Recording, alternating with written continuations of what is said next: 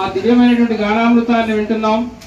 సాయినాథుని సన్నిధిలో ఉన్నాము అంటే మనకి చింతకి తావు లేదంటారు. అంటే రామకృష్ణ పరమహంస గారు మాట్లాడతారు చూడండి, మాయ మనల్ని ఆవరించి ఉంటుందంట. ఎప్పుడు మనం దైవ సన్నిధిలో మన యొక్క ధ్యాస ఉంటే, అనగా జాలరి వల వేసినప్పుడు ఆ వల ఎంత దూరం పడుతుందో ఆ లోపల ఉన్న చేపలన్నీ కూడా ఆ వలలో పడతాయంట. కానీ ఆ యొక్క జాలరి పాదాల దగ్గర ఉన్నటువంటి చేపలు వలలో చిక్కవంట.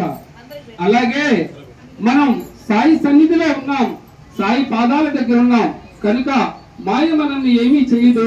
కనుక సాయిని నిరంతరం స్మరణ చేసుకుంటే ఆయన యొక్క అనుగ్రహాన్ని మనం పొందుతూ మాయని దాటగలుగుతాం. ఇటువంటి దివ్యమైనటువంటి అనుగ్రహాన్ని మనం పొందుతాం నిరంతరం. శ్రీ సచ్చిదానంద సద్గురు సాయినాథ్ మహారాజ్ की जय। श्री सच्चिदानंद सद्गुरु साईनाथ महाराज।